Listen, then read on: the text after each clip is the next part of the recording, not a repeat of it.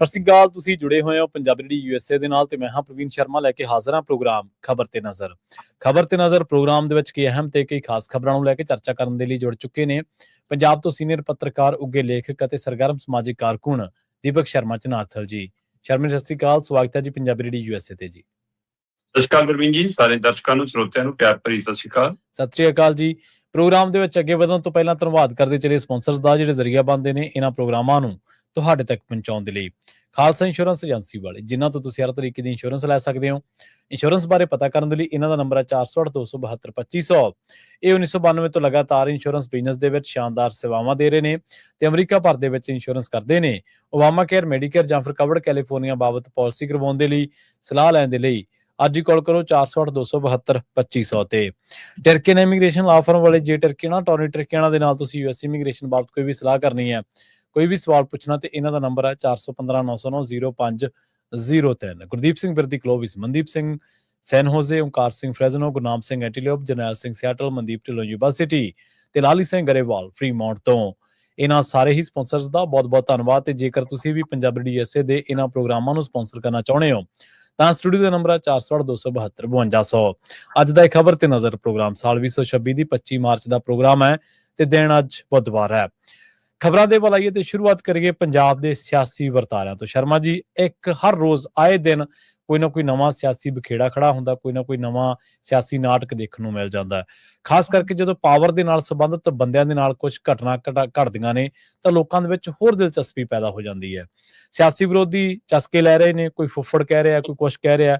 ਹਰਮੀਤ ਪਠਾਨ ਮਾਜਰਾ ਮੱਧ ਪ੍ਰਦੇਸ਼ ਤੋਂ ਫੜਿਆ ਗਿਆ, ਪਰ ਲੋਕਾਂ ਦੇ ਵਿੱਚ ਚਰਚਾ ਇਹ ਹੈ ਵੀ ਪਹਿਲਾਂ ਆਪ ਹੀ ਬਚਾਇਆ ਤੇ ਹੁਣ ਆਪ ਹੀ ਫੜਾਤਾ ਜੀ। ਪ੍ਰਵੀਨ ਜੀ, ਸਿੱਧੇ ਲਫ਼ਜ਼ਾਂ 'ਚ ਜੇ ਕਹਿਣਾ ਹੋਵੇ ਤਾਂ ਕੀ ਭੁੱਲਰ ਮਾਮਲੇ ਤੇ ਮਿੱਟੀ ਪਾਉਣ ਦੇ ਲਈ ਪਠਾਨ ਮਾਜਰਾ ਫੜਿਆ ਗਿਆ? ਸਹੀ ਗੱਲ, ਬਿਲਕੁਲ ਜੀ। ਕੀ ਖਬਰਾਂ ਦੀਆਂ ਸੁਰਖੀਆਂ 'ਚੋਂ ਲਾਲਜੀਤ ਭੁੱਲਰ ਦਾ ਜ਼ਿਕਰ ਹਟ ਜਾਵੇ, ਗਗਨਦੀਪ ਸਿੰਘ ਰੰਧਾਵਾ ਦੇ ਸੁਸਾਈਡ ਦੀ ਗੱਲ ਲਾਂਭੇ ਹੋ ਜਾਵੇ, ਉਹ ਦੂਸਰੇ ਪੰਨਿਆਂ ਤੇ ਚਲੀ ਜਾਵੇ, ਪਹਿਲੇ ਪੰਨੇ ਤੇ ਜੇ ਸੁਰਖੀ ਪੰਜਾਬ ਦੀ ਕੋਈ ਬਣੇ ਤਾਂ ਉਹ ਪਠਾਨ ਮਾਜਰੇ ਦੀ ਗ੍ਰਿਫਤਾਰੀ ਦੀ ਬਣੇ? ਕੀ ਇਹ ਸਾਰਾ ਨਾਟਕ ਇਸ ਤਰੀਕੇ ਕਾਰਨ ਨਾਲ? ਸਹੀ ਗੱਲ। ਮਤਲਬ ਸਾਰੀ ਦੁਨੀਆ ਇੱਕ ਪਾਸੇ, ਜੋਰੂ ਕਾ ਭਾਈ ਏਕ ਤਰਫ, ਇਹ ਕਹਾਵਤਾਂ ਜੇ ਬਣੀਆਂ ਨੇ ਤਾਂ ਉਹਦੇ ਵਿੱਚ ਬਿਲਕੁਲ ਹੈ ਜੇ ਰਾਜਨੀਤਿਕ ਲੋਕ ਰੌਲਾ ਪਾ ਰਹੇ ਨੇ ਭਗਵੰਤ ਮਾਨ ਦੇ ਖਾਸਮ ਖਾਸ ਹੀ ਪਠਾਨ ਮਾਜਰਾ, ਸਹੀ, ਉਹਨਾਂ ਦੀ ਪਤਨੀ ਤੇ ਰਿਸ਼ਤੇਦਾਰੀ ਦੀ ਫੁੱਫੜ ਲੱਗਦੇ ਨੇ ਤੇ ਇਸ ਲਈ ਕਹਿੰਦੇ ਕਿ ਕਾਰੋਬਾਰ ਵੀ ਦੇਖਦੇ ਸੀ ਇਹਨਾਂ ਦਾ, ਸਹੀ ਗੱਲ, ਕੰਮਕਾਰ ਵੀ ਦੇਖਦੇ ਸੀ ਇਹਨਾਂ ਦਾ। ਸਰਕਾਰੀ ਤੌਰ ਤੇ ਜੇ ਕੋਈ ਹਿਸਾਬ ਕਿਤਾਬ ਹੁੰਦਾ ਸੀ ਤਾਂ ਕਹਿੰਦੇ ਇਹੀ ਕਰਦੇ ਸੀ। ਇਹ ਅਚਾਨਕ ਅਜਿਹਾ ਕੀ ਹੋਇਆ? ਜਿਸ ਮਾਮਲੇ 'ਚ ਅੱਜ ਗ੍ਰਿਫਤਾਰੀ ਹੋਈ ਹੈ, ਇਹ ਮਾਮਲਾ ਤਾਂ ਚੋਣਾਂ ਤੋਂ ਪਹਿਲਾਂ ਦਾ, ਤੇ ਜਦੋਂ ਚੋਣ ਤੋਂ ਬਾਅਦ ਇਹ ਮੁੱਦਾ ਬਣਦਾ ਤਦ ਕਿਉਂ ਨਹੀਂ ਕਾਰਵਾਈ ਕੀਤੀ? ਸ਼ਿਕਾਇਤ ਤਾਂ ਉਹਨੇ ਪਹਿਲਾਂ ਹੀ ਕਰਤੀ ਸੀ, 2 ਸਾਲ ਪਹਿਲਾਂ ਹੀ। ਸਹੀ ਗੱਲ, ਬਿਲਕੁਲ। ਉਸ ਸਮੇਂ ਕਾਰਵਾਈ ਕਿਉਂ ਕੀਤੀ? ਇੰਨੀ ਦੇਰ ਲਟਕਾ ਕੇ ਕਿਉਂ ਰੱਖੀ? ਜਦੋਂ ਹੜ੍ਹਾਂ ਦੇ ਦਿਨਾਂ ਦੇ ਵਿੱਚ ਉਹਨੇ ਤੁਹਾਡੀ ਹੀ ਸਰਕਾਰ ਨੂੰ, ਤੁਹਾਡੇ ਹੀ ਅਫਸਰਾਂ ਨੂੰ, ਤੁਹਾਡੇ ਹੀ ਆਕਾਮਾਂ ਨੂੰ ਸਵਾਲਾਂ ਦੇ ਘੇਰੇ 'ਚ ਲਿਆ, ਫਿਰ ਤੁਹਾਨੂੰ ਬੀਬੀ ਦੀ ਸ਼ਿਕਾਇਤ ਵੀ ਚੇਤੇ ਆ ਗਈ ਤੇ FIR ਦਰਜ ਕਰਨੀ ਵੀ ਚੇਤੇ ਆ ਗਈ। ਬਿਲਕੁਲ ਜੀ, ਬਿਲਕੁਲ। ਜੇ ਉਸ ਔਰਤ ਨਾਲ ਧੱਕਾ ਹੋਇਆ ਤਾਂ ਧੱਕਾ ਉਸ ਹੜ੍ਹਾਂ ਤੋਂ ਪਹਿਲਾਂ ਵੀ ਸੀ ਤੇ ਤਦ ਤੁਸੀਂ ਬਚਾਉਣ ਵਾਲੇ ਪਾਸੇ ਸੀ, ਤੇ ਜਦੋਂ ਤੁਹਾਡੇ ਸਿਰ 'ਚ ਖੁੰਘਾਂ ਵੱਜੀਆਂ 4 ਤੇ ਤੁਸੀਂ ਫਿਰ ਫੜਾਉਣ ਵਾਲੇ ਪਾਸਿਆਂ 'ਚ ਹੋ ਗਏ। ਫਿਰ ਕਹਿੰਦੇ ਜੀ ਹਰਮੀਤ ਸਿੰਘ ਪਠਾਨ ਮਾਜਰਾ ਭੱਜ ਗਿਆ ਜੀ, ਅਸੀਂ ਜੀ ਹਰਿਆਣੇ 'ਚ ਘੇਰ ਲਿਆ ਜੀ, ਕੰਧ ਟੱਪ ਗਿਆ ਜੀ, ਉੱਥੋਂ ਵੀ ਨਿਕਲ ਗਿਆ ਜੀ, ਹੁਣ ਜੀ ਉਹ ਟੱਪ ਗਿਆ ਜੀ, ਹੁਣ ਆਸਟ੍ਰੇਲੀਆ ਚਲਾ ਗਿਆ ਜੀ, ਲਓ ਜੀ ਉਹਨੇ ਆਸਟ੍ਰੇਲੀਆ ਤੋਂ ਵੀਡੀਓ ਪਾਤੀਆਂ ਜੀ। ਸਹੀ ਗੱਲ। ਅਸੀਂ ਲੁੱਕ ਆਊਟ ਨੋਟਿਸ ਜਾਰੀ ਕੀਤਾ ਵਾ ਸੀ, ਉਹਦੇ ਬਾਵਜੂਦ ਬੰਦਾ ਸੂਬੇ ਦੀ ਹੱਦ 'ਚੋਂ, ਦੇਸ਼ ਦੀ ਹੱਦ 'ਚੋਂ ਕਿਵੇਂ ਚਲਾ ਜਾਵੇ? ਹੁਣ ਕਹਿੰਦੇ ਜੀ ਅਸੀਂ ਇਹ ਵੀ ਜਾਂਚ ਕਰਨੀ ਹੈ ਕਿਤੇ ਡੌਗੀ ਰੂਟ ਰਾਹੀਂ ਤਾਂ ਨਹੀਂ ਗਿਆ। ਅੱਛਾ, ਕਿਸੇ ਵੀ ਰੂਟ ਰਾਹੀਂ ਗਿਆ ਤਾਂ ਇਸੇ ਧਰਤੀ ਤੋਂ ਹੈ ਨਾ। ਸਹੀ ਗੱਲ, ਬਿਲਕੁਲ। ਲੰਘ ਕਿਵੇਂ ਗਿਆ? ਤੇ ਹੁਣ ਜਦੋਂ ਆਇਆ ਤਾਂ ਟਾਈਮਿੰਗ ਕਮਾਲ ਦੀ ਆ ਜੀ। ਸਹੀ ਹੈ, ਇਹ ਟਾਈਮਿੰਗ ਹੀ ਸ਼ੰਕੇ ਸ਼ੋਭੇ ਪੈਦਾ ਕਰਦੀ ਬਿਲਕੁਲ। ਵੈਸੇ ਹੁਣ ਜੇ ਉਹਦੇ ਹਿਸਾਬ ਨਾਲ ਅਗਲਾ ਕਹੂਗਾ ਜੀ ਮੇਰੀ ਤਾਂ ਸੁਪਰੀਮ ਕੋਰਟ ਤਰੀਕ ਸੀ, ਮੈਂ ਤਾਂ ਆਪਣੀ ਤਰੀਕ ਭੁਗਤਣਾ ਹੈ। ਬਈ ਕੀ ਅਜਿਹਾ ਸੀਗਾ ਕਿ ਪਠਾਨ ਮਾਜਰੇ ਦਾ ਉਦਣ ਹਾਜ਼ਰ ਹੋਣਾ ਜ਼ਰੂਰੀ ਹੈ? ਕਿ ਵਕੀਲਾਂ ਨਾਲ ਨਹੀਂ ਸਰਨਾ ਸੀ? ਪੇਸ਼ੀਆਂ ਤੋਂ ਛੋਟ ਵੀ ਤਾਂ ਲੱਗਣਾ ਜ਼ਰੂਰੀ ਸੀ? ਕਿ ਸੱਚਮੁੱਚ ਉਹ ਲੱਗਦਾ ਸੀ ਕਿ ਇੱਕ ਪੇਸ਼ੀ ਤੇ ਮੈਂ ਚਲਾ ਜਾਵਾਂ, ਮੇਰਾ ਮਾਮਲਾ ਨਿਬੜ ਜਾਊਗਾ? ਐਡਾ ਬੜਾ ਰਿਸਕ ਉਹਨੇ ਇਸ ਲਈ ਲਿਆ। ਸਹੀ ਹੈ, ਬਿਲਕੁਲ। ਜਾਂ ਫਿਰ ਸੱਦਿਆ ਗਿਆ ਸਪੈਸ਼ਲ ਕਿ ਆ ਜਾ ਬਈ, ਹੁਣ ਲੋੜ ਪੈ ਗਈ, ਹੁਣ ਸਰਨਾ ਨੀਗਾ, ਸਾਡੀ ਜੋ ਫਜੀਅਤ ਹੈ ਨਾ, ਸਾਡਾ ਜੋ ਜਲੂਸ ਨਿਕਲ ਗਿਆ, ਪਾਰਟੀ ਦਾ ਵੀ, ਰਾਜਨੀਤੀ ਦਾ ਵੀ, ਸਾਡੇ ਚਿਹਰਿਆਂ ਮੋਹਰਿਆਂ ਦਾ ਵੀ, ਸਾਡੇ ਕਿਰਦਾਰਾਂ ਦਾ ਵੀ, ਉਹਦੇ ਲਈ ਹੁਣ ਤੈਨੂੰ ਆਉਣਾ ਜ਼ਰੂਰੀ ਆ ਤਾਂ ਕਿ ਅਸੀਂ ਅਗਲਾ ਚੈਪਟਰ ਖੋਲ ਸਕੀਏ। ਹੁਣ ਅਸੀਂ ਗੁਜਰਾਤ ਜਾ ਕੇ ਗਾ ਤਾਂ ਰਹੇ ਹਾਂ ਕਿ ਦੇਖੋ ਜੀ ਅਸੀਂ ਤਾਂ ਆਪਣੇ ਨਹੀਂ ਬਖਸ਼ਦੇ। ਜੀ ਸਹੀ ਹੈ, ਸਹੀ, ਬਿਲਕੁਲ। ਕਮਾਲ ਆ ਜਨਾਬ, ਇਹ ਤਾਂ ਗਲਗੁੱਠਾ ਦਿੱਤਾ ਲੋਕਾਂ ਨੇ ਤਾਂ ਲਾਲਜੀਤ ਭੁੱਲਰ ਫੜਿਆ। ਇਹ ਨਾ ਕੱਲੇ ਅਮਿਤ ਸ਼ਾਹ ਦੇ ਡਰ ਤੋਂ ਫੜ ਲਿਆ ਤੁਸੀਂ, ਤੇ ਨਾ ਆਪਣੀ ਰਾਜਨੀਤਿਕ ਚਾਲ ਲਈ ਫੜ ਲਿਆ। ਤਾਂ ਮਜਬੂਰੀਆਂ ਤੁਹਾਡੀਆਂ ਇਹੋ ਜਿਹੀਆਂ ਬਣ ਗਈਆਂ, ਤੁਹਾਨੂੰ ਫੜਨਾ ਪਿਆ। ਸਹੀ ਗੱਲ। ਇਹ ਸਾਰੀ ਪ੍ਰਕਿਰਿਆ ਦੇ ਵਿੱਚ ਹੁਣ ਹਰਮੀਤ ਸਿੰਘ ਪਠਾਨ ਮਾਜਰਾ ਦੇ ਮਾਮਲੇ 'ਚ ਪੁਲਿਸ ਕਹਿੰਦੇ ਜੀ ਸਾਨੂੰ ਇਤਲਾਹ ਮਿਲ ਗਈ ਕਿ ਉਹਨੇ ਕੋਰਟ 'ਚ ਪੇਸ਼ ਹੋਣਾ, ਦਿੱਲੀ ਵੱਲ ਨੂੰ ਆ ਰਿਹਾ ਤੇ ਉਹ ਜੀ ਮੱਧ ਪ੍ਰਦੇਸ਼ ਦੇ ਗਵਾਲੀਅਰ ਤੇ ਸ਼ਿਵਪੁਰੀ 'ਚ ਲੁਕਿਆ ਜੀ। ਠੀਕ ਹੈ। ਤੇ ਅਸੀਂ ਉੱਥੋਂ ਉਹਨੂੰ ਔਨ ਰੋਡ ਫੜ ਲਿਆ। ਹੁਣ ਆਧਾਰ ਕੀ ਹੈ? ਕਹਿੰਦੇ ਜੀ ਜਿਹੜੇ ਹੋਟਲ 'ਚ ਰੁਕਿਆ ਸੀ ਉੱਥੋਂ ਦੇ ਵਾਈਫਾਈ ਤੇ ਉਹ ਯੂਕੇ ਦਾ ਫੋਨ ਵਰਤ ਰਿਹਾ ਸੀ। ਅੱਛਾ। ਤੇ ਸਾਡੀ ਜੀ IT ਐਕਸਪਰਟ ਨੇ, ਜਿਹੜੀਆਂ ਤਕਨੀਕੀ ਐਕਸਪਰਟ ਟੀਮਾਂ ਨੇ, 6 ਟੀਮਾਂ ਲਾਈਆਂ ਸੀ ਅਸੀਂ ਦੇ ਮਗਰ। ਉਹਨਾਂ ਨੇ ਦੇਖਿਆ ਕਿ ਇਸ ਵਾਈਫਾਈ ਦੇ ਉੱਤੇ ਇੱਕ ਆ ਫੋਨ ਵਰਤ ਹੋ ਰਿਹਾ ਵਿਦੇਸ਼ ਦਾ। ਤੇ ਜਦੋਂ ਚੈੱਕ ਕੀਤਾ ਤਾਂ ਜੀ ਉਹ ਪਠਾਨ ਮਾਜਰੇ ਦਾ ਨਿਕਲਿਆ। ਤੇ ਇਸ ਲਈ ਜੀ ਫਿਰ ਘੇਰਾਬੰਦੀ ਕਰਕੇ ਉਥੋਂ ਸ਼ਿਵਪੁਰੀ ਤੋਂ ਫੜ ਲਿਆ। ਦਿੱਲੀ ਵੱਲ ਨੂੰ ਆਉਣਾ ਚਾਹੁੰਦਾ ਸੀ। ਕਮਾਲ ਹੈ ਵੀ ਜਿਨ੍ਹਾਂ ਨੂੰ ਮੁੱਖ ਮੰਤਰੀ ਤੋਂ ਲੈ ਕੇ ਸਕੂਲਾਂ, ਕਾਲਜਾਂ, ਯੂਨੀਵਰਸਿਟੀਆਂ, ਰੇਲਵੇ ਸਟੇਸ਼ਨ, ਬੱਸ ਅੱਡਿਆਂ ਨੂੰ ਉਡਾਉਣ ਵਾਲੀਆਂ ਈਮੇਲ ਦੇ ਟਰੇਸ ਨਹੀਂ ਹੁੰਦੇ ਕਿ ਕਿਹੜੇ ਸਰਵਰ ਤੋਂ ਆਉਂਦੀਆਂ ਨੇ, ਉਹਨਾਂ ਨੂੰ ਇੱਕ ਹੋਟਲ ਦੇ ਵਾਈਫਾਈ ਦਾ ਹੀ ਟਰੇਸ ਹੋ ਗਿਆ ਕਿ ਕੋਈ ਵਿਦੇਸ਼ੀ ਫੋਨ ਚੱਲਦਾ। ਹੁਣ ਕੱਲ ਨੂੰ ਦੇਖੋ ਹੋਟਲਾਂ 'ਚ ਤਾਂ ਕਿੰਨੇ ਲੋਕ ਬਾਹਰ ਲਿਆ ਕੇ ਰੁਕਦੇ ਆ ਜੀ, ਕਿੰਨਿਆਂ ਦੇ ਅੱਗੇ ਫੋਨ ਟਰੇਸ ਹੋਏ ਨੇ। ਇਹ ਗੱਲ ਕੋਈ ਇੰਨੀ ਹਜਮ ਨਹੀਂ ਹੁੰਦੀ ਕਿ ਇੰਨੇ ਸਾਡਾ ਤਕਨੀਕ ਹੈਵੀ ਹੋ ਗਈ ਕਿ ਪਟਿਆਲੇ ਵਾਲੀ ਪੁਲਿਸ ਨੂੰ ਇਤਲਾਹ ਮਿਲ ਗਈ ਕਿ ਉੱਥੇ ਆ ਵਰਤ ਹੋ ਰਿਹਾ। ਸੋ ਕੁਛ ਤਾਂ ਦਾਲ 'ਚ ਕਾਲਾ ਹੈ ਜਨਾਬ ਜੀ। ਸਹੀ ਹੈ।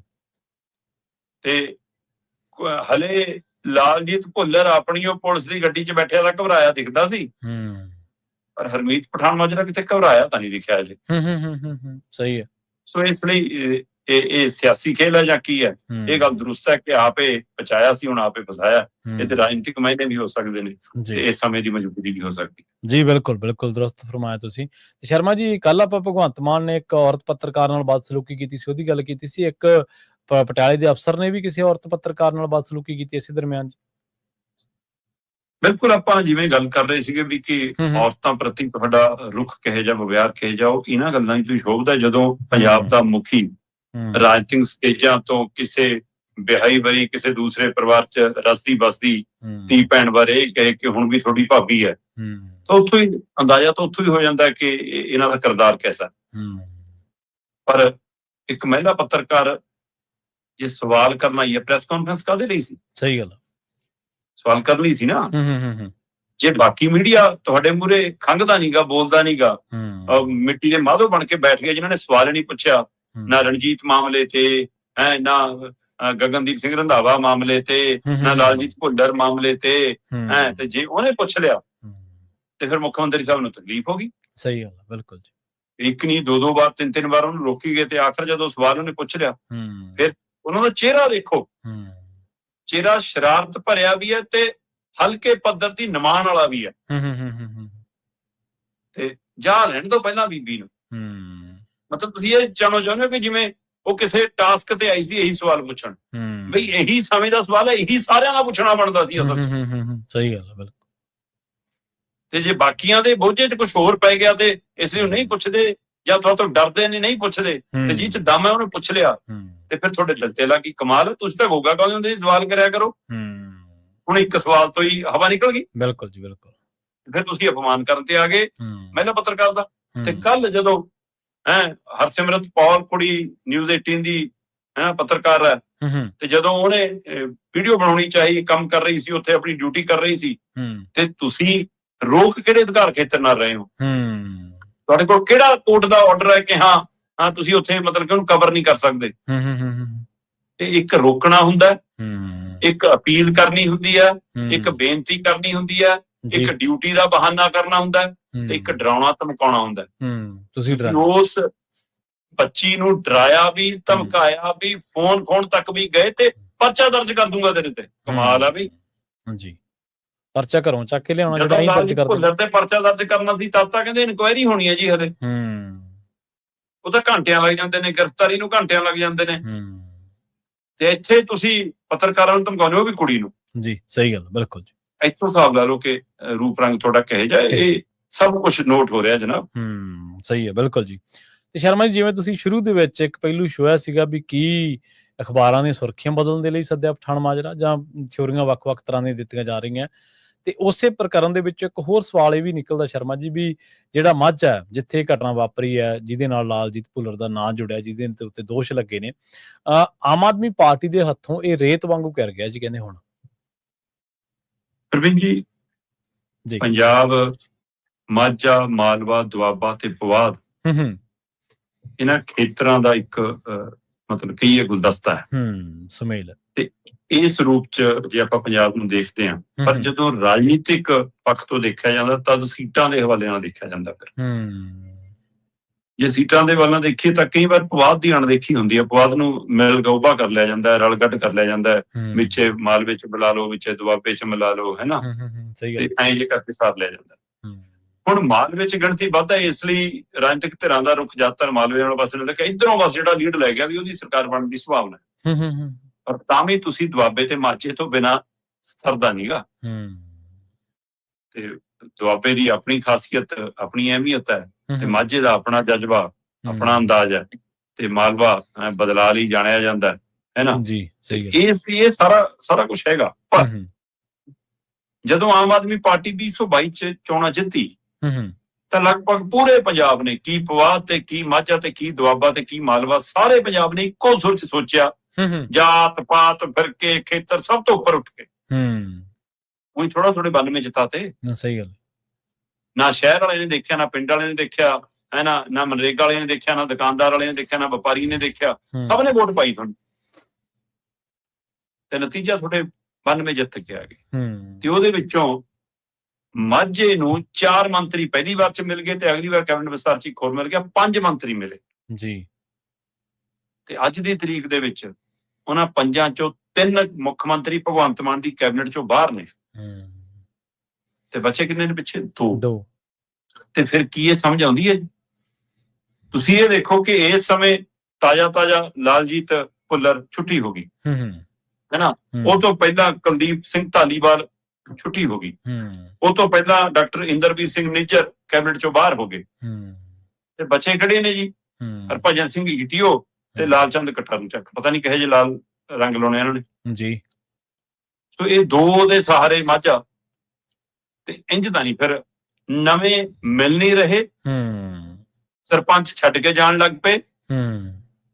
ਤੁਸੀਂ ਇਹ ਦੇਖੋ ਕਿ ਰਣਜੀਤ ਸਿੰਘ ਕਤਲकांड ਤੋਂ ਬਾਅਦ ਪਿੰਡਾਂ 'ਚ ਹਵਾ ਬਦਲ ਗਈ ਆਮ ਆਦਮੀ ਪਾਰਟੀ ਲਈ। ਸਹੀ ਗੱਲ, ਬਿਲਕੁਲ ਜੀ। ਜਿਹੜੇ ਮਤਲਬ ਹੱਥੀ ਛਾਵਾਂ ਕਰਦੇ ਸੀ ਨਾ, ਹੁਣ ਤੱਤੀਆਂ ਹਵਾਵਾਂ ਵਗ ਰਹੀਆਂ ਉਹਨਾਂ ਪਿੰਡਾਂ 'ਚ, ਕਿ ਆ ਜੋ ਹੱਥਾਂ ਨੂੰ ਤੁੱਕ ਲਾਈ ਬੈਠੇ ਅਗਲੇ। ਸਹੀ ਗੱਲ ਹੈ, ਬਿਲਕੁਲ ਇਹ ਸਥਿਤੀ ਹੈ, ਕਿਉਂਕਿ ਤੁਹਾਡਾ ਸਾਰਾ ਕੁਝ ਚਿਹਰਾ ਮੋਹਰਾ ਉਜਾਗਰ ਹੋ ਗਿਆ, ਤੁਸੀਂ ਤਾਂ KPS ਗਿੱਲ ਵਾਲੇ ਰਾਹ ਤੇ ਤੁਰ ਪਏ। ਸਹੀ ਗੱਲ। ਤੇ ਇਸ ਸਥਿਤੀ 'ਚ ਰਣਜੀਤ ਸਿੰਘ ਕਤਲकांड ਨੇ ਮਾਝੇ ਦੇ ਵਿੱਚ ਇਹਨਾਂ ਦੇ ਖਿਲਾਫ ਹਵਾ ਵਗਾਤੀ, ਤੇ ਜੇ ਰਾਜਨੀਤਿਕ ਤੌਰ ਤੇ ਦੇਖੋਗੇ ਤਾਂ ਹੁਣ ਸਰਪੰਚ ਅਸਤੀਫੇ ਦੇ ਕੇ ਪਰੇ ਹੋਣ ਲੱਗ ਪਏ, ਕਿ ਕਰਨ ਨੂੰ ਹੀ ਕੁਝ ਨਹੀਂ ਬਚਿਆ। ਮਾਝੇ ਲਈ ਕੀਤਾ ਕੀ ਆ? ਜਦ 5 ਸੀ ਤਾਂ ਵੀ, ਤੇ ਹੁਣ 2 ਕੀ ਕਰਨਗੇ? ਤਾਂ ਵੀ ਦੱਸ ਸਕਦੇ ਹੋ? ਤੁਸੀਂ ਇੱਥੋਂ ਅੰਦਾਜ਼ਾ ਲਾਓ ਕਿ ਇਹਨਾਂ ਦੇ ਕੋਲ ਤਾਕਤ ਕਿੰਨੀ ਸੀ ਜੀ ਆ ਮਾਝੇ ਦੇ ਹਵਾਲੇ ਨਾਲ। ਜਦੋਂ 4 ਮੰਤਰੀ ਬਣੇ ਤਾਂ ਉਹਨਾਂ 4 ਮੰਤਰੀਆਂ ਕੋਲ ਪੰਜਾਬ ਦੇ ਕਿਹੜੇ ਵਿਭਾਗ ਸੀ ਜਿਹਦੇ ਨਾਲ ਉਹ ਕੀ ਕੁਛ ਕਾਇਆਕਲਪ ਪੂਰੇ ਪੰਜਾਬ ਦੀ ਕਰ ਸਕਦੇ ਸੀ, ਪਰ ਮਾਝੇ ਲਈ ਵੀ ਕੀ ਕੀਤਾ? ਹਲੋ 4 ਮੰਤਰੀਆਂ ਦੇ ਵਿਭਾਗ ਸੁਣਿਓ ਜੀ। ਖੇਤੀਬਾੜੀ ਵਿਭਾਗ ਇਹਨਾਂ ਕੋਲ, ਕਿਸਾਨ ਭਲਾਈ ਵਿਭਾਗ ਇਹਨਾਂ ਕੋਲ, ਪੇਂਡੂ ਵਿਕਾਸ ਤੇ ਪੰਚਾਇਤ ਵਿਭਾਗ ਮਤਲਬ ਮਾਝੇ ਵਾਲੇ ਪਾਸੇ, ਪ੍ਰਵਾਸੀ ਭਾਰਤੀ ਮਾਮਲਿਆਂ ਦਾ ਮੰਤਰੀ ਇੱਧਰ, ਪ੍ਰਸ਼ਾਸਕੀ ਸੁਧਾਰ ਇੱਧਰ, ਪਸ਼ੂ ਪਾਲਣ, ਮੱਛੀ ਪਾਲਣ, ਡੇਅਰੀ ਵਿਕਾਸ, ਖੁਰਾਕ, ਸਿਵਲ ਸਪਲਾਈ, ਖਪਤਕਾਰ ਮਾਮਲੇ, ਜੰਗਲਾਤ, ਜੰਗਲੀ ਜੀਵ ਸੁਰੱਖਿਆ, ਪਾਵਰਕਾਮ, ਟਰਾਂਸਪੋਰਟ, ਜੇਲ੍ਹ ਵਿਭਾਗ, ਲੋਕ ਨਿਰਮਾਣ, ਇਹ ਸਾਰਾ ਕੁਝ ਇੱਧਰ ਸੀ ਜਦੋਂ 4 ਮੰਤਰੀ ਸੀ ਜੀ। ਜਦੋਂ 5ਵਾਂ ਮੰਤਰੀ ਹੋਇਆ ਫਿਰ ਉਹਦੇ ਨਾਲ ਕੀ ਜੁੜਿਆ? ਸਥਾਨਕ ਸਰਕਾਰਾਂ ਦਾ ਵਿਭਾਗ, ਸੰਸਦੀ ਮਾਮਲਿਆਂ ਦਾ, ਭੂਮੀ ਤੇ ਜਲ ਸੰਭਾਲ, ਹੋਰ ਦੱਸੋ।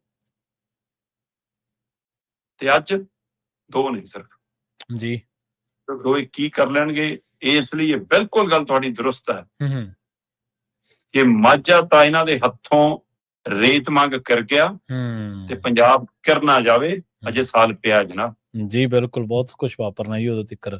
ਐਂਟੀ ਇਨਕਮਬੈਂਸੀ ਅਖੀਰ ਤੇ ਜਾ ਕੇ ਸਰਕਾਰ ਨੂੰ ਪਤਾ ਲੱਗਦਾ ਹੁੰਦਾ ਕਿ ਸਾਡੇ ਵਿਰੁੱਧ ਕਿੰਨੀ ਕੁ ਐਂਟੀ ਇਨਕਮਬੈਂਸੀ ਹੋ ਚੁੱਕੀ ਹੈ। ਅਗਲੀ ਗੱਲ ਕਰੀਏ ਕਾਂਗਰਸ ਦੀ। ਦੇਖੋ ਵੈਸੇ ਜੇ ਤੁਸੀਂ ਓਵਰਆਲ ਹੀ ਦੇਖੋ ਵਿਜੇ ਜੀ, ਮਤਲਬ 4 ਸਾਲ ਹੋਇਆ ਜੇ ਸਰਕਾਰ ਨੂੰ, 7 ਬੰਦੇ ਗ੍ਰਿਫਤਾਰ ਹੋ ਰਹੇ ਇਹਨਾਂ ਦੇ। ਸਹੀ ਗੱਲ ਮੈਂ ਇਹ ਮਤਲਬ ਚਲੋ ਇਮਾਨਦਾਰ ਹੁੰਦੇ ਤਾਂ ਉਹਨਾਂ ਚ ਕੋਈ ਠੱਗ ਨਿਕਲ ਜਾਂਦੇ, ਕੱਟੜ ਇਮਾਨਦਾਰਾਂ ਚ। ਸਹੀ ਗੱਲ, ਬਿਲਕੁਲ। ਮੈਂ ਇੱਥੇ ਦੇਖ ਰਿਹਾ ਸੀ ਜਦੋਂ ਪੰਜਾਬ ਦੀ ਰਾਜਧਾਨੀ ਤੋਂ ਪੰਜਾਬ ਵਾਲੇ ਪਾਸੇ ਨੂੰ ਦਾਖਲ ਹੋਵੋ ਤੁਸੀਂ, ਚੰਡੀਗੜ੍ਹ ਤੋਂ ਜੇ ਮੋਹਾਲੀ ਨੂੰ ਆਓ, ਖਰੜ ਕੰਨੀ ਨੂੰ ਆਓ, ਜਾਂ ਖਰੜ ਤੋਂ ਮੋਹਾਲੀ ਤੋਂ ਜਦੋਂ ਚੰਡੀਗੜ੍ਹ ਕੰਨੀ ਨੂੰ ਜਾਓ ਤਾਂ ਨਾ ਬੋਰਡ ਟੰਗਿਆ ਇਹਨਾਂ ਨੇ, ਇਹਨਾਂ ਦੇ ਲੀਡਰਾਂ ਨੇ ਆਪਣੀਆਂ ਫੋਟੋਆਂ ਲਾ ਕੇ, ਮੇਰਾ ਕੇਜਰੀਵਾਲ ਕੱਟੜ ਇਮਾਨਦਾਰ। ਬਈ ਤੇਰਾ ਘਰ ਵਾਲਾ ਲੱਗਦਾ? ਸਹੀ ਗੱਲ ਹੈ, ਬਿਲਕੁਲ। ਤੁਸੀਂ ਪਾਰਟੀ ਦਾ ਸੁਪਰੀਮੋ ਲਿਖ ਲਓ ਸਾਡਾ। ਮਤਲਬ ਇੰਨੀ ਚਾਪਲੂਸੀ ਆ, ਬਸ ਇੱਕ ਚੱਪਲਾਂ ਹੀ ਨਹੀਂ ਚੱਟਦੇ, ਬਾਕੀ ਸਾਰਾ ਕੁਝ ਹੋਇਆ ਪਿਆ। ਆਹ ਸਥਿਤੀ ਹੈ ਜੀ। ਹੁਣ 7 ਬੰਦੇ ਤੁਹਾਡੇ ਮਤਲਬ 4 ਸਾਲਾਂ ਚ ਗ੍ਰਿਫਤਾਰ ਹੋ ਜਾਣ। ਮੈਂ ਗ੍ਰਿਫਤਾਰ ਦੀ ਗੱਲ ਕਰ ਰਿਹਾ। ਉਹਨਾਂ ਚ MLA ਵੀ ਨੇ, ਮੰਤਰੀ ਵੀ ਨੇ, ਉਹ ਤੋਂ ਬਿਨਾਂ ਜਿਹੜੇ ਵਿਵਾਦਾਂ ਚ ਨੇ ਉਹ ਵੱਖਰੇ ਨੇ। ਸਹੀ ਗੱਲ ਹੈ। 2022 ਸਰਕਾਰ ਬਣਦਿਆਂ ਹੀ ਮੁੱਖ ਮੰਤਰੀ ਸਾਹਿਬ ਨੇ ਕਿਹਾ ਵਿਜੇ ਸਿੰਗਲਾ 1% ਕਮਿਸ਼ਨ ਲੈਂਦਾ, ਫੜ ਲਿਆ ਜੀ। ਮੁੜ ਕੇ ਉਹ ਇਸੇ ਬੱਗ ਚ ਤੁਰਿਆ ਫਿਰਦਾ। ਕੀ ਬਣਿਆ ਜੀ ਉਹਦਾ? ਕੀ ਬਣਿਆ? ਸਹੀ ਗੱਲ, ਬਿਲਕੁਲ ਜੀ। ਜੇ ਉਹ ਵਿਚਾਰਾ ਸੱਚਾ ਸੀ, ਤੁਸੀਂ ਝੂਠਾ ਫਸਾਇਆ ਸੀ, ਫਿਰ ਦਾ ਕਿਉਂ ਲਾਤਾ ਸਾਰੀ ਉਮਰ ਲਈ? ਤੇ ਜੇ ਉਹ ਝੂਠਾ ਸੀ, ਘਪਲੇਬਾਜ਼ ਸੀ, ਫਿਰ ਬਚਿਆ ਕਿਉਂ ਫਿਰਦਾ? ਹੁਣ ਦੁਬਾਰੇ ਕਦੋਂ ਫਿਰਦਾ? ਸਹੀ ਗੱਲ, ਦਿਓ ਜਵਾਬ ਨਾ। ਹੁਣ ਦੂਸਰੇ ਪਾਸੇ ਫਿਰ 2023 ਚੜਿਆ, ਅਮਿਤ ਰਤਨ ਦੀ ਵਾਰੀ ਆ ਗਈ, ਬਸ ਹੋ ਗਿਆ ਜੀ। ਲਓ ਜੀ, ਵੀਡੀਓ ਆ ਗਈ, ਸਾਰਾ ਕੁਝ ਆ ਗਿਆ, ਵਿਜੀਲੈਂਸ ਨੂੰ ਫੜਨਾ ਪੈ ਗਿਆ। ਫਿਰ 2023 ਚ ਜਸਵੰਤ ਸਿੰਘ ਗੱਜਣ ਮਾਜਰਾ, ਈਡੀ ਦੇ 41 ਕਰੋੜ ਦਾ ਕਹਿੰਦੇ ਜੀ ਕਿ ਬੈਂਕ ਫਰਾਡ ਕੇਸ ਹੋ ਗਿਆ। ਬਿਲਕੁਲ ਜੀ। ਫਿਰ 2025 ਦੇ ਵਿੱਚ MLA ਰਮਨ ਅਰੋੜਾ, ਹੈ ਨਾ, ਵਿਜੀਲੈਂਸ ਨੇ ਭ੍ਰਿਸ਼ਟਾਚਾਰ ਦੇ ਮਾਮਲਿਆਂ ਚ ਚੱਕ ਲਿਆ ਜੀ। ਫਿਰ 2025 ਮਨਿੰਦਰ ਸਿੰਘ ਲਾਲਪੁਰਾ 2013 ਵਾਲੇ ਮਾਮਲੇ ਵਿੱਚ 4 ਸਾਲ ਦੀ ਸਜ਼ਾ ਹੋਗੀ। ਤੁਸੀਂ ਅਜੇ ਤੱਕ ਸੀਟ ਖਾਲੀ ਡਿਕਲੇਅਰ ਕਰਨ ਨੂੰ ਤਿਆਰ ਨਹੀਂ, ਸਹੀ ਹੈ ਨਾ। ਫਿਰ ਉਹ ਤੋਂ ਬਾਅਦ ਟਰਾਂਸਪੋਰਟ ਮੰਤਰੀ ਸਾਹਿਬ, ਤੁਹਾਡੇ ਜੇਲ੍ਹ ਮੰਤਰੀ ਸਾਹਿਬ ਫਸ ਗਏ, ਹੈ ਨਾ, ਲਾਲਜੀਤ ਭੁੱਲਰ, ਤੇ ਹੁਣ ਹਰਮੀਤ ਸਿੰਘ ਪਠਾਨ ਮਾਜਰਾ। ਇਹ ਤੋਂ ਬਿਨਾਂ ਜੇ ਪਾਰਟੀ ਦਾ ਕੋਈ ਜੇ ਸਹੀ ਸਵਾਲ ਕਰਦਾ ਸੀ, ਤੁਸੀਂ MLA ਉਹ ਪਾਰਟੀ ਚੋਂ ਬਾਹਰ ਕੀਤਾ ਹੋਇਆ, ਕੁੰਵਰ ਵਿਜੇ ਪ੍ਰਤਾਪ। ਵੈਸੇ ਜਿਹੜੇ ਵਿਵਾਦਾਂ ਚ ਨੇ ਉਹ ਵਿੱਚੇ ਤੁਰੇ ਫਿਰਦੇ ਨੇ। ਫੌਜਾ ਸਿੰਘ ਸਰਾਰੀ ਆਡੀਓ ਮਾਮਲਾ, ਅਸਤੀਫਾ ਲੈ ਲਿਆ ਜੀ, ਬਸ ਗੱਲ ਨਿਪੜ ਗਈ, ਹੈ ਨਾ। ਆਹ ਲਾਲਚੰਦ ਕਟਾਰੂ ਚੱਕ ਦੇ ਵੀ ਤਾਂ ਲੱਲ ਲਾਏ ਹੋਏ ਨੇ। ਸਹੀ ਗੱਲ ਹੈ, ਬਿਲਕੁਲ। ਉਹ ਤੇ ਇਸੇ ਤਰ੍ਹਾਂ ਸ਼ੁਰੂ ਚ ਵਿਵਾਦ ਹੋ ਗਿਆ ਸੀਗਾ ਜੋੜੇ ਮਾਜਰੇ ਦਾ, ਸੋ ਇਸ ਲਈ ਜੋੜਾ ਮਾਜਰਾ, ਗੱਜਣ ਮਾਜਰਾ, ਪਠਾਨ ਮਾਜਰਾ, ਹੈ ਨਾ, ਇਹ ਖਾਸੇ, ਹੈ ਨਾ। ਸੋ ਇਸ ਲਈ ਕਾਫੀ ਸਥਿਤੀ ਹੈ। ਹੁਣ 7 ਬੰਦੇ ਤੁਹਾਡੇ ਜਿਨ੍ਹਾਂ ਚੋਂ 2-3 ਮੰਤਰੀ ਹੋਣ, ਉਹ ਗ੍ਰਿਫਤਾਰ ਹੋ ਲਏ ਹੋਣ, ਤੇ ਫਿਰ ਇੱਥੋਂ ਅੰਦਾਜ਼ਾ ਲਾ ਲਓ ਕਿ ਕੱਟੜ ਇਮਾਨਦਾਰੀ ਦਾ ਸਰਟੀਫਿਕੇਟ ਕਹੇ ਜਨੇ ਇਹਨਾਂ ਦੇ। ਸਹੀ ਗੱਲ, ਬਿਲਕੁਲ ਜੀ। ਅਗਲੀ ਗੱਲ ਕਰ ਲਈਏ ਕਾਂਗਰਸ ਦੀ ਪੋਲਿਟਿਕਸ ਦੇ ਬਾਰੇ। ਕਹਿੰਦੇ ਵੜਿੰਗ ਜਿਹੜੇ ਇਹਨਾਂ ਦੇ ਪ੍ਰਧਾਨ ਨੇ ਉਹ ਕਾਂਗਰਸੀਆਂ ਨਾਲ ਹੀ ਤੜੰਗ ਹੋਏ ਪਏ ਨੇ ਤੇ ਰੌਲਾ ਜਾਖੜ ਪਾ ਰਹੇ ਨੇ ਜੀ ਵੱਖਰਾ। ਦੇਖੋ, ਆਪਾਂ ਤਾਂ ਇਸ ਰੌਲੇ ਤੋਂ ਪਹਿਲਾਂ ਹੀ ਸਵਾਲ ਕਰ ਰਹੇ ਸੀ ਵੀ ਕਿ ਜਿੱਦਣ ਇਕੱਠਿਆਂ ਨੇ ਪ੍ਰਦਰਸ਼ਨ ਕਰਨਾ ਸੀ, ਉਦਣ ਵੜਿੰਗ ਨੇ ਸਾਥ ਦੇਣ ਦੀ ਬਜਾਏ ਕਿਉਂ ਇਸ ਗੱਲ ਤੋਂ ਇਨਕਾਰ ਕੀਤਾ ਕਿ ਨਹੀਂ ਇਕੱਠਿਆਂ ਜਾਣਾ? ਕਿ ਇੰਨੇ ਨਾਲੇ ਪਾਰਟੀ ਨੂੰ ਖੁਰਾ ਲੱਗ ਜਾਣਾ ਸੀ? ਕਾਂਗਰਸ ਦਾ ਖੁਰਾ ਸੀ ਪਹਿਲਾਂ ਹੀ ਬਹੁਤ ਲਾਇਆ ਹੋਇਆ। ਫਿਰ ਜੇ ਗੁਰਜੀਤ ਔਜਲੇ ਨੇ ਸਵਾਲ ਚੱਕਿਆ CBI ਵਾਲਾ ਕਿ ਪੰਜਾਬ ਦੇ ਮੈਂਬਰ ਪਾਰਲੀਮੈਂਟਾਂ ਮੈਂਬਰਾਂ ਨੇ ਵੀ, ਖਾਸ ਕਰ ਕਾਂਗਰਸ ਦੇ ਸੱਤਾ ਨੇ ਵੀ ਆਪਸ ਵਿੱਚ ਰਾਏ ਨਹੀਂ ਕੀਤੀ ਸੀ ਕਿ ਜੇ ਆਪਾਂ ਇਸ ਗੱਲ ਤੇ ਉੱਤੇ ਖੜਨਾ ਤਾਂ ਸਾਰਿਆਂ ਨੇ, ਸੱਤਾ ਨੇ ਖੜਨਾ, ਜਾਂ ਇਹ ਧੜੇਬਾਜ਼ੀ ਹੈ, ਜਾਂ ਹਾਈ ਕਮਾਂਡ ਦੀ ਇੱਛਾ ਨਹੀਂ ਸੀ, ਇਹ ਹਾਈ ਕਮਾਂਡ ਤੋਂ ਬਾਹਰ ਹੋ ਕੇ CBI ਦੀ ਮੰਗ ਕੀਤੀ ਗਈ ਹੈ। ਜੀ ਜੀ, ਸਹੀ ਹੈ। ਰਾਜਾ ਵੜਿੰਗ ਰਾਹੁਲ ਗਾਂਧੀ ਦੇ ਕਹੇ ਤੇ ਇਨਕਾਰ ਕਰ ਰਹੇ ਨੇ ਕਿ ਆਪ ਮੁਹਾਰੇ ਇਨਕਾਰ ਕਰ ਰਹੇ ਨੇ? ਇੱਕ ਪਾਸੇ ਦਸਤਖਤ ਕਰਨ ਵਾਲਿਆਂ ਦੇ ਵਿੱਚ ਸੁਖਜਿੰਦਰ ਰੰਧਾਵਾ ਹੈ, ਧਰਮਵੀਰ ਗਾਂਧੀ ਹੈ, ਤੇ ਗੁਰਜੀਤ ਔਜਲਾ ਹੈ, ਤੇ ਜੀ ਚਰਨਜੀਤ ਚੰਨੀ ਹੈ, ਤੇ ਦੂਏ ਪਾਸੇ ਰਾਜਾ ਵੜਿੰਗ ਗੈਰ ਹਾਜ਼ਰ ਹੈ। ਸਹੀ ਹੈ। ਵੈਸੇ ਹੁਣ ਜੇ ਕਹੋ ਤਾਂ ਗੈਰ ਹਾਜ਼ਰ ਤਾਂ 3 ਜਣੇ ਨੇ ਇਹ, ਪਰ ਰਾਜਾ ਵੜਿੰਗ ਪ੍ਰਧਾਨ ਹੈ ਤੇ ਉਹ ਆਪਣੀ ਪਾਰਟੀ ਦੇ ਵਿਰੋਧੀ ਧਿਰ ਦਾ ਲੀਡਰ ਵਜੋਂ ਪ੍ਰਤਾਪ ਬਾਜਵੇ ਦੀ ਗੱਲ ਵੀ ਕੱਟ ਰਿਹਾ। ਉਹ ਸੰਸਦ ਚ ਆਪਣੇ 4 ਸੰਸਦ ਮੈਂਬਰਾਂ ਦੇ ਉਲਟ ਵੀ ਖੜਾ ਹੈ। ਉਹ ਕਹਿੰਦਾ ਵੀ ਮੈਂ CBI ਦੀ ਮੰਗ ਦੇ ਹੱਕ ਚ ਨਹੀਂਗਾ। ਜੇ ਉਸ ਨੁਕਤੇ ਤੇ ਦੇਖੀ ਤਾਂ ਇਹ ਨੁਕਤਾ ਆਪਾਂ ਵੀ ਸੁਣਦੇ ਰਹੇ ਹਾਂ ਕਿ ਵੀ ਕੀ ਇਹ ਵਾਜਬ ਹੈ ਕਿ ਇਹ ਤਾਂ ਕੇਂਦਰੀਕਰਨ, ਸਿੱਧੀ ਕੇਂਦਰ ਨੂੰ ਵਾਂਗਾ ਫੜਾਉਣ ਦੀ ਲੋੜ ਹੈ। ਜੀ ਜੀ, ਸਹੀ ਹੈ। ਪਰ ਰਾਜਾ ਵੜਿੰਗ ਦਾ ਮਾਮਲਾ ਕੀ ਉਨਾ ਹੀ ਸਿੱਧਾ ਜਿੰਨੇ ਸਿੱਧੇ ਹਵਾਲੇ ਨਾਲ ਆਪਾਂ ਗੱਲ ਕਰ ਰਹੇ ਹਾਂ, ਜਿਹੜੇ ਕੋਣ ਤੋਂ ਆਪਾਂ ਗੱਲ ਕਰਦੇ ਹਾਂ। ਸਹੀ ਗੱਲ। ਮਤਲਬ ਇੱਕ ਤਰੀਕਾ ਤਾਂ ਹੁੰਦਾ, ਰਾਜਾ ਵੜਿੰਗ ਇਹ ਕਹਿੰਦਾ ਕਿ ਬਈ ਆਹ ਸਾਡੀ ਪਾਰਟੀ ਆ ਬੈਠੀ ਆ ਸਾਰੀ, ਠੀਕ ਹੈ, ਸਾਨੂੰ CBI ਨਹੀਂ ਚਾਹੀਦੀ, ਸਾਨੂੰ ਤੁਹਾਡੇ ਵਾਲੀ ਪੁਲਿਸ ਨਹੀਂ ਚਾਹੀਦੀ, ਸਾਨੂੰ ਤਾਂ ਅਦਾਲਤੀ ਇੱਕ ਕਮੇਟੀ ਬਣ ਕੇ ਆਵੇ, ਉਹ ਜਾਂਚ ਕਰਾਵੇ। ਸਹੀ ਗੱਲ। ਮੁੱਖ ਮੰਤਰੀ ਕਹੀ ਜਾਂਦਾ ਚੀਫ ਸੈਕਟਰੀ ਦੀ ਕਮੇਟੀ ਨੂੰ ਕਹਿਤਾ ਜੀ, ਉਹਦੀ ਉਹ ਚੀਫ ਸੈਕਟਰੀ ਕਿਵੇਂ ਕਰੂਗਾ ਇਹ ਕ੍ਰਾਈਮ ਦੇ ਮਾਮਲੇ 'ਚ? ਵੀ ਕਿਹਨੂੰ ਮੂਰਖ ਬਣਾ ਰਹੇ ਹੋ? ਉਹ ਜਿਹੇ ਜਿਹੇ ਮੁੱਖ ਮੰਤਰੀ ਦੇ ਫੈਸਲੇ, ਉਹ ਜਿਹੇ ਰਾਜਾ ਵੜਿੰਗ ਦੀਆਂ ਗੱਲਾਂ। ਸਹੀ ਗੱਲ ਹੈ, ਬਿਲਕੁਲ। ਤੇ ਜਾਖੜ ਹੋਰੀ ਕਹਿੰਦੇ ਵੀ ਅਸੀਂ ਤਾਂ ਅਮਿਤ ਸ਼ਾਹ ਕੋਲ ਤੱਕ ਵੀ ਜਾਵਾਂਗੇ ਤੇ ਗਵਰਨਰ ਤੱਕ ਅਸੀਂ ਆ ਗਏ ਹਾਂ, ਅਸੀਂ ਤਾਂ ਨਹੀਂ ਹਟਦੇ। ਅਸੀਂ ਵੀ ਪਰਿਵਾਰ ਵੀ ਕਹਿ ਰਿਹਾ ਕਿ ਰਾਜਾ ਵੜਿੰਗ ਦਰੁਸਤ ਕਰੇ, ਅਸੀਂ ਸੀਬੀਆਈ ਦੀ ਮੰਗ ਕਰਾਂਗੇ।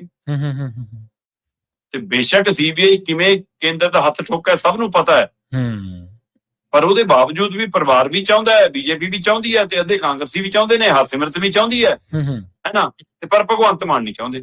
ਫਿਰ ਅਜਿਹੇ ਚ ਕੀ ਅਮਿਤ ਸ਼ਾਹ ਫੈਸਲਾ ਕਰ ਸਕਦੇ? ਸਹੀ ਹੈ। ਜੇ ਮੁੱਖ ਮੰਤਰੀ ਸਾਡਾ ਨਹੀਂ ਚਾਹੁੰਦਾ ਤਾਂ ਕੀ ਅਮਿਤ ਸ਼ਾਹ ਕੋਲੇ ਪਾਵਰ ਹੈਗੀ ਹੈ?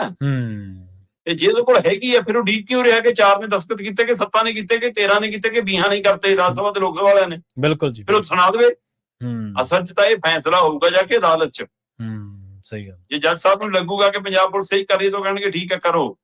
ਜੇ ਉਹਨਾਂ ਨੂੰ ਲੱਗੂਗਾ ਕਿ ਨਹੀਂ ਤਾਂ ਫਿਰ ਪਰਿਵਾਰ ਦੀ ਮੰਗ ਤੇ ਹੋ ਸਕਦਾ ਸੀਬੀਆਈ ਦੇ ਦੇਣ ਜਾਂ ਆਪਣੀ ਕੋਈ ਸਿੱਟ ਬਣਾ ਦੇਣ ਰਿਟਾਇਰਡ ਜੱਜਾਂ ਦੀ। ਸਹੀ ਗੱਲ ਹੈ। ਪਰ ਜਾਖੜ ਕਹਿੰਦਾ ਵੀ ਕਿ ਰਾਜਾ ਵੜਿੰਗ ਤਾਂ ਆਪਣੀ ਚਮੜੀ ਬਚਾਉਂਦਾ ਫਿਰਦਾ, ਕਿਉਂਕਿ ਮੁੱਖ ਮੰਤਰੀ ਨੇ ਕਹਿਤਾ ਕਿ ਜੀ ਦੇਖੋ ਜੀ ਇਹਦਾ ਟੱਬਰ ਇੱਕ ਨਾਂ ਲੈ ਕੇ, ਇਹਦਾ ਨਾਂ ਲੈ ਕੇ ਮਰ ਗਿਆ ਸੀ ਛਾਲ ਜੀ, ਉਹਨਾਂ ਚੋਂ ਇੱਕ ਪਤਨੀ ਮਰ ਗਈ, ਬੱਚਾ ਤੇ ਘਰ ਵਾਲਾ ਬਚ ਗਿਆ, ਇਹਨਾਂ ਨੇ ਨਾਂ ਲਿਆ ਸੀ, ਉਹਨਾਂ ਤੇ ਕਾਰਵਾਈ ਕਿਉਂ ਨਹੀਂ ਹੋਈ ਜੀ? ਭਾਈ ਕਾਰਵਾਈ ਕਰਨੀ ਕਿਹਨੇ ਸੀ? ਜੇ ਪਿਛਲੇ ਨੇ ਕੀਤੀ ਉਹ ਤੁਸੀਂ ਕਰ ਲਓ ਨਾ। ਤੁਸੀਂ ਕਰ ਦਿੰਦੇ, 4 ਸਾਲ ਹੋ ਗਏ। ਜੇ ਤੁਸੀਂ ਕਹਿੰਦੇ ਹੋ ਅਸੀਂ ਲਾਲਜੀਤ ਭੁੱਲਰ ਮਾਮਲੇ 'ਚ ਕਾਰਵਾਈ ਕੀਤੀ ਆ ਤਾਂ ਫਿਰ ਤੁਸੀਂ ਇਹਦੀਆਂ ਪਹਿਲਾਂ ਦੁਨੀਆਂ ਵੀ ਦਿਖਾਉਂਦੇ ਸੀਗੇ ਬੋਡੀ ਵਾਲੀਆਂ ਬੱਸਾਂ ਦੀਆਂ, ਤੇ ਤੁਸੀਂ ਆਪ ਹੀ ਮਾਮਲਾ ਗਣਾਈ ਜਾਂਦੇ। ਫਿਰ ਕਰ ਲਓ ਬਿਲਕੁਲ। ਕਿਉਂ ਨਹੀਂ ਕਰਦੇ? ਫਿਰ ਜੇ ਤੁਸੀਂ ਨਹੀਂ ਕਰਦੇ ਤਾਂ ਤੁਸੀਂ ਵੀ ਮਿਲੇ ਹੋ ਨਾਲ, ਤੁਹਾਡਾ ਵੀ ਕੋਈ ਕਮਿਸ਼ਨ ਸੈੱਟ ਹੋ ਗਿਆ। ਜਵਾਬ ਦਿਓ। ਕਿਉਂਕਿ ਜਾਖੜ ਤਾਂ ਬੜੇ ਗੰਭੀਰ ਆਰੋਪ ਲਾ ਰਿਹਾ। ਜਾਖੜ ਦਾ ਕਹਿੰਦਾ ਕਿ ਬਿਨਾਂ ਨੰਬਰ ਵਾਲੀ ਗੱਡੀਆਂ 'ਚ ਜਾ ਕੇ ਕਿਸੇ ਮੰਤਰੀ ਦੇ ਘਰੋਂ ਜਾ ਕੇ ਮੁਲਾਕਾਤਾਂ ਵੀ ਹੁੰਦੀਆਂ, ਕਿਸੇ ਹੋਰ ਦੇ ਫੋਨ ਤੇ ਰਾਜਾ ਵੜਿੰਗ ਨਾਲ ਗੱਲਾਂ ਵੀ ਹੁੰਦੀਆਂ। ਅੱਛਾ, ਵਾਹ। ਇਹ ਕਿਹਦੀ ਸੈਟਿੰਗ ਹੈ ਜੀ, ਦੱਸੋ। ਤੇ ਦਿਓ ਜਵਾਬ। ਰਾਜਾ ਵੜਿੰਗ ਕਹਿੰਦਾ ਕਿ ਤੁਹਾਨੂੰ ਰੋਕਿਆ ਕੀ ਨਹੀਂ ਹੈ, ਮੈਂ ਤਾਂ ਆਪਣੀ ਰਾਏ ਰੱਖੀ ਹੈ, ਕਰਾ ਲਓ ਜਾਂਚ। ਕਹਿੰਦਾ ਸੀ ਵੀ ਮੈਂ ਰੋਕਦਾ? ਜਾਖੜ ਕਰਾ ਲਵੇ, ਜਾਖੜ ਦੀ ਬੀਜੇਪੀ ਹੈ। ਭਗਵੰਤ ਮਾਨ ਕਰਾ ਲਵੇ, ਕਹਿੰਦਾ ਜਿਹਨੇ ਕਰਾਉਣੀ ਹੈ, ਕਹਿੰਦਾ ਮੈਂ ਕੋਈ ਰੋਕਦਾ, ਮੈਂ ਤਾਂ ਆਪਣੀ ਰਾਏ ਰੱਖੀ ਹੈ। ਇਹ ਰਾਜਨੀਤਿਕ ਪੈਂਤੜੇਬਾਜ਼ੀ ਕਈ ਵਾਰ ਉਨੀ ਸਿੱਧੀ ਨਹੀਂ ਹੁੰਦੀ ਜਿੰਨੀ ਦਿਖਦੀ ਹੁੰਦੀ। ਸਹੀ ਗੱਲ। ਇਹ ਬੈਠੇ ਕਿਸੇ ਹੋਰ ਪਾਲੇ 'ਚ ਹੁੰਦੇ ਨੇ, ਚੋਲਾ ਕਿਸੇ ਹੋਰ ਦਾ ਪਾਇਆ ਹੁੰਦਾ, ਧੂਣੀ ਕਿਸੇ ਹੋਰ ਦੀ ਦਿਖਾਈ ਹੁੰਦੀ ਹੈ, ਚਿਮਟਾ ਕਿਸੇ ਹੋਰ ਦਾ ਖੜਕਾ ਰਹੇ ਹੁੰਦੇ। ਬਿਲਕੁਲ ਸਹੀ, ਬਿਲਕੁਲ ਏਦਾਂ ਹੀ ਆ ਜੀ। ਅਗਲੀ ਗੱਲ ਕਰੀਏ ਪੰਜਾਬ ਦੇ ਰਾਜ ਸਭਾ ਮੈਂਬਰਾਂ ਦੀ। ਅਮੀਰੀ ਦੇ ਮਾਮਲੇ 'ਚ ਤਾਂ ਕਹਿੰਦੇ ਇਹ ਹੀਰੋ ਆ। ਅਮੀਰ ਤਾਂ ਪਹਿਲੇ ਨੰਬਰ ਤੇ ਹੈ, ਵੀਆਈਪੀ ਟ੍ਰੀਟਮੈਂਟ ਲੈਣਾ ਹੋਵੇ, ਵੀਆਈਪੀ ਤਰੀਕੇ ਨਾਲ ਵਿਚਰਨਾ ਹੋਵੇ, ਪਹਿਲੇ ਨੰਬਰ ਤੇ ਹੈ, ਪਰ ਕੰਮ ਦੇ ਵਿੱਚ ਜ਼ੀਰੋ ਹੈ ਜੀ। ਪ੍ਰਵੀਨ ਜੀ, ਰਾਜ ਸਭਾ ਉਹ ਉੱਪਰਲਾ ਸਦਨ ਹੈ ਜਿੱਥੇ ਰਾਜਨੀਤੀ ਤੋਂ ਉੱਪਰ ਸੋਚਣ ਵਾਲੇ ਲੋਕਾਂ ਨੂੰ ਭੇਜਣ ਦੇ ਲਈ ਤੈਅ ਹੋਇਆ ਸਦਨ ਹੈ।